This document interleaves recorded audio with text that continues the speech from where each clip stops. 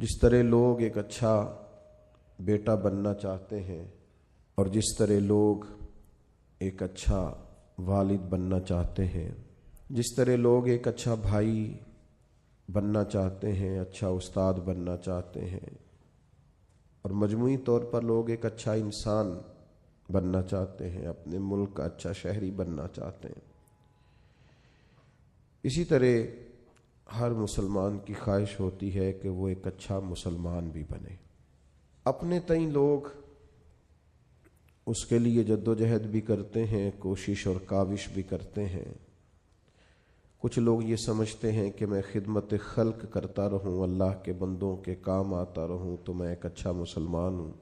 کچھ لوگوں کا یہ خیال ہوتا ہے کہ اگر میں سخاوت صحیح طور پہ کرتا رہوں، اپنا حلال اور محنت سے کمایا ہوا پیسہ راہ خدا میں خرچ کروں تو یہ میرے بہترین مسلمان ہونے کی علامت ہے۔ کچھ لوگوں کی یہ رائے ہوتی ہے کہ وقت پر نماز پڑھوں، زکوٰۃ ٹائم پہ دوں، حج فرض ہونے پر فوراً کر لوں، اللہ تعالیٰ عمرے کی سعادت بار بار عطا کرے تو میں ایک اچھا مسلمان ہوں۔ ہم نے لوگوں کو یہ کہتے ہوئے بھی سنا ہے کہ چونکہ میں کسی کو تکلیف نہیں دیتا، میری وجہ سے کوئی پریشان نہیں ہے، میرا لب و لہجہ محتاط ہے، تو میں ایک بہترین مسلمان ہوں۔ تو اپنے اپنے حساب سے لوگ تعین کرتے ہیں کہ میں ایک اچھا مسلمان ہوں۔ کیوں نہ ایسا کریں کہ اللہ کے قرآن سے پوچھیں کہ بہترین مسلمان کون ہے اور سچا مسلمان کون ہے، اور وہ کون سے مومن ہیں جن کو اللہ فرماتا ہے کہ اولئک ھم المؤمنون حقا، یہی لوگ سچے مومن ہیں۔ قرآن مجید کی سورہ انفال اللہ تعالیٰ نے ارشاد فرمایا، انما المؤمنون الذین اذا ذکر اللہ وجلت قلوبہم واذا تلیت علیہم آیاتہ زادتہم ایمانا وعلی ربہم یتوکلون۔ فرمایا وہی لوگ سچے مومن ہیں، وہی اصل میں ایماندار ہیں۔ الذین اذا ذکر اللہ وجلت قلوبہم، جب اللہ تعالیٰ کا ذکر کیا جائے تو ان کے دل ڈر جائیں۔ پہلی ان کی نشانی یہ ہے کہ مالک کے ذکر کے وقت اللہ کی عظمت و جلال کی وجہ سے ان کے دل کانپ اٹھتے، دل لرز جاتے ہیں ان کے۔ وَإِذَا تُلِيَتْ عَلَيْهِمْ آيَاتُهُ زَادَتْهُمْ ایمانا، اور جب ان پر اللہ کی آیتیں پڑھی جاتی ہیں تو ان کا ایمان ترقی پاتا ہے اور مضبوط ہو جاتا ہے۔ وَعَلَىٰ رَبِّهِمْ يَتَوَكَّلُونَ، اور ان کی تیسری نشانی یہ ہے کہ وہ صرف اپنے رب پر ہی بھروسہ کرتے ہیں۔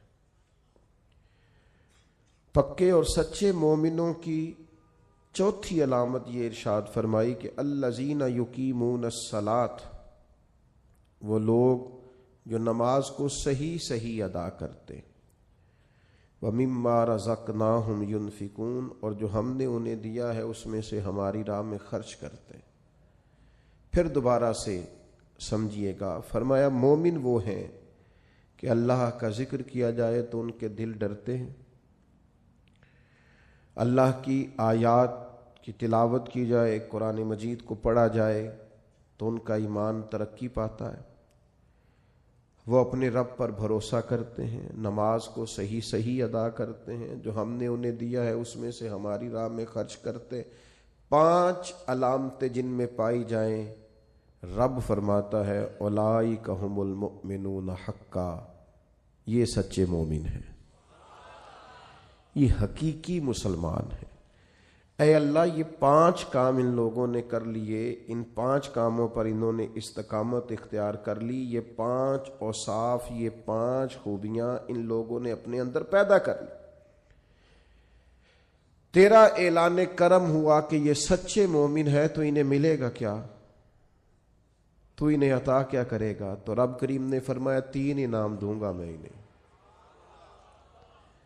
یہ 5 صفتیں اپنے اندر پیدا کریں تو 3 انعامات انہیں دیے جائیں گے۔ پہلا انعام یہ ہے کہ لہم درجات عند ربہم، ان کے درجے ان کے رب کے پاس ہیں۔ انہی کے لیے درجے ہیں ان کے رب کے پاس۔ معنی کیا ہے؟ اللہ دنیا میں بھی عزت عطا فرمائے گا اور آخرت میں بھی عزت عطا فرمائے گا، انہیں درجات ملے۔ دنیا میں بھی اللہ تبارک و تعالی ان کو وقار، شان، عزت، عظمت، بلندی اور رفعت عطا کرے گا، اور آخرت میں بھی 5 صفتیں جن میں پائی جائیں انہیں پہلی شان یہ ملے گی کہ اللہ کے حضور ان کے درجات ہوں گے۔ اور دوسرا ارشاد فرمایا ومغفرہ، اور اللہ ان کی بخشش بھی فرما دے گا، درجات کی بلندی بھی نصیب ہوگی اور بخشش بھی ملے گی۔ ورزق کریم، اور انہیں رسوا ہو کے رزق نہیں کمانا پڑے گا، اللہ انہیں عزت والی روزی عطا فرمائے گا۔